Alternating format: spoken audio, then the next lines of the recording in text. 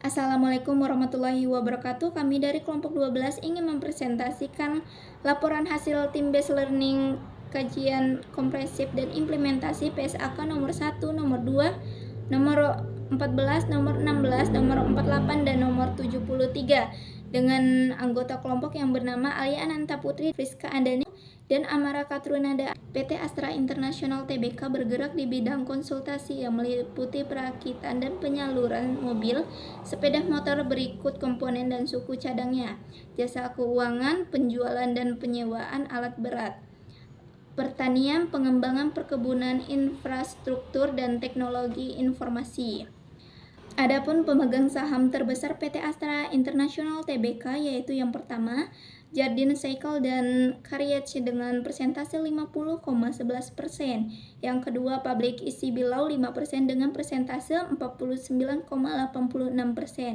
yang ketiga yaitu Anthony John Lidl dengan persentase 0,02%. Berdasarkan data harga saham Bursa Efek Indonesia, PT Astra International Tbk merupakan market cap terbesar ke-7 setelah menggeser PT Indofood CBP Sukses Makmur Tbk. PT Astra International Tbk menunjukkan kinerja yang positif dengan unsur laporan keuangan yang terus mengalami peningkatan seiring periode.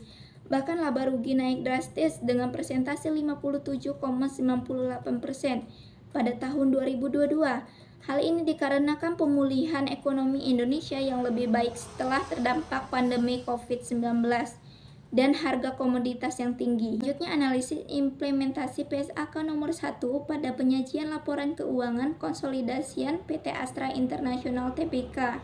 Entitas pada penyajian informasi tentang dasar penyusunan laporan keuangan dan kebijakan akuntansi, dasar pengukuran, kebijakan yang relevan, asumsi dan estimasi, mengungkapkan informasi yang disyaratkan SAK yang tidak disajikan di bagian manapun dalam laporan keuangan, memberikan informasi yang tidak disajikan di bagian manapun dalam laporan keuangan, tetapi informasi tersebut relevan untuk memahami laporan keuangan, pengelolaan modal, jumlah dividen diumumkan sebelum menyelesaikan laporan keuangan, jumlah dividen preferen yang tidak diakui, domisili dan bentuk hukum, negara pendirian, alamat kantor dan lokasi utama kantor, keterangan mengenai sifat operasi dan kegiatan utama, nama entitas induk dan nama entitas induk terakhir dalam kelompok usaha.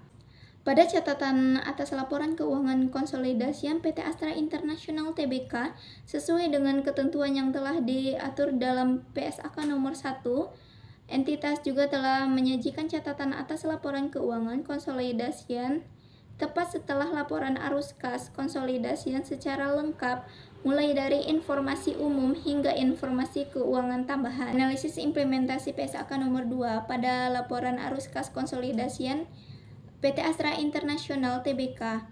Pada catatan atas laporan keuangan konsolidasian, entitas PT Astra International Tbk telah memenuhi unsur yang telah diatur oleh PSAK 2. Di bagian kebijakan akuntansi yang signifikan disebutkan bahwa laporan arus kas konsolidasian PT Astra International Tbk disusun menggunakan metode langsung dengan mengelompokkan arus kas dalam aktivitas operasi, investasi, dan juga pendanaan. Analisis implementasi PSAK 14.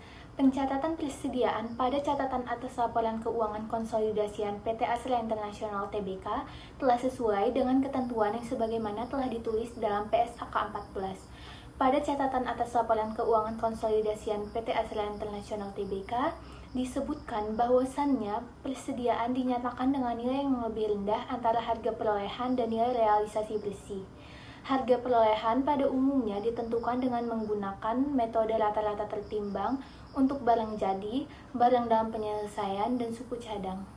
Selanjutnya ada analisis implementasi PSAK 16. Yang ke-1, pengakuan. PT Astra International, perlakuan aset tetapnya diketahui bahwa pengakuan aset tetap terjadi ketika kemungkinan aset tetap yang dimiliki memberikan manfaat ekonomis bagi pihak perusahaan. Yang kedua, pengukuran. Entitas telah mengungkapkan dasar pengukuran aset tetapnya, yaitu dengan menerapkan model biaya. Yang ketiga, penyusutan. Penyusutan dihitung dengan metode garis lurus untuk mengalokasikan biaya perolehan sampai dengan nilai sisanya selama masa manfaat aset tetap yang diestimasi. Yang keempat, penyajian. Dalam laporan keuangan PT Astra Internasional menyajikan sehubungan dengan aset tetap perusahaan pada laporan keuangan, yakni laporan posisi keuangan, laba rugi, dan arus kas. Yang kelima, pengungkapan. PT Astra Internasional mengungkapkan umur manfaat aset, jumlah tercatat bruto, penggolongan jenis aset tetap, pengukuran aset tetap. Analisis implementasi PSAK nomor 48 pada laporan keuangan konsolidasi PT Astra Internasional Tbk. PT Astra Internasional melakukan tes penurunan nilai aset untuk goodwill, aset non-keuangan lainnya, ditelaah untuk penurunan nilai apabila terdapat kejadian atau perubahan keadaan yang mengidentifikasi bahwa jumlah tercatat aset melebihi jumlah terpulihkan. Pada pengukuran jumlah terpulihkan suatu aset atau unit penghasil kas ditentukan berdasarkan yang lebih tinggi di antara nilai wajar dikurangi biaya pelepasan dengan nilai pakai yang dihitung berdasarkan asumsi dan estimasi manajemen. Pada pengakuan dan pengukuran rugi penurunan nilai, di kerugian penurunan nilai piutang usaha, PT Astra menelaah portofolio piutang usaha untuk mengevaluasi kerugian penurunan nilai pada tanggal pelaporan. Grup menentukan kerugian penurunan nilai piutang usaha dengan mempertimbangkan beberapa faktor, yaitu kesulitan keuangan yang signifikan dari debitur, kemungkinan debitur mengalami pailit, reorganisasi keuangan yang dilakukan oleh debitur, wan prestasi atau tunggakan pembayaran, serta perkiraan atas kondisi ekonomi.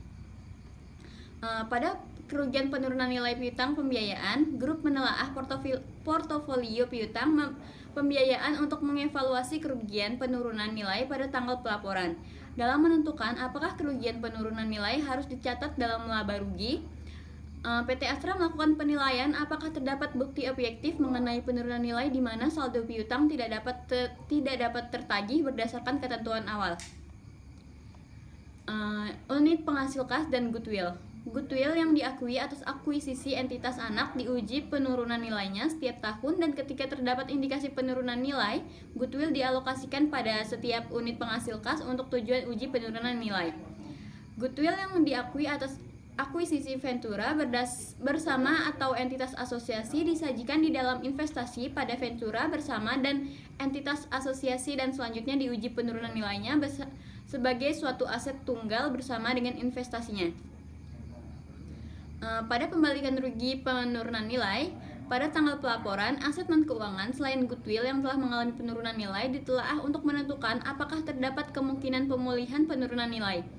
Jika terjadi pemulihan nilai, maka langsung diakui dalam laba rugi, tetapi tidak boleh melebihi akumulasi rugi penurunan nilai yang telah diakui sebelumnya.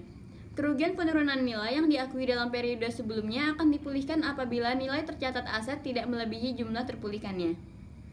Pada pengungkapan, penghasilan dan beban entitas anak yang diakuisisi atau dilepaskan selama tahun berjalan termasuk dalam laporan laba rugi dan penghasilan komprehensif lain konsolidasian.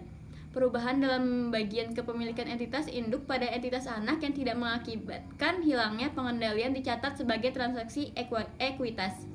Tentang kepatuhan PT Astra Internasional Tbk terhadap PSAK 73 dianggap sudah memenuhi peraturan PSAK 73. Sebagai penyewa, pengakuan PT Astra Internasional sebagai penyewa mengakui aset hak guna dan liabilitas sewa. Pada untuk pengukuran, PT Astra Internasional Tbk telah mengukur sewa aset hak guna dengan diukur pada harga perolehan, dikurangi dengan akumulasi penyusutan dan penurunan nilai, dan liabilitas sewa diukur pada nilai kini pembayaran sewa yang belum dibayar.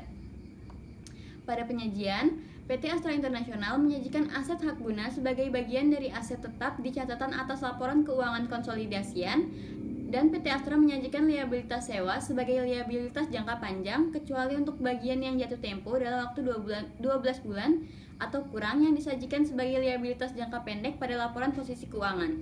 Pada pengungkapan, aset hak guna dan liabilitas sewa telah diungkapkan di laporan catatan atas laporan keuangan konsolidasian.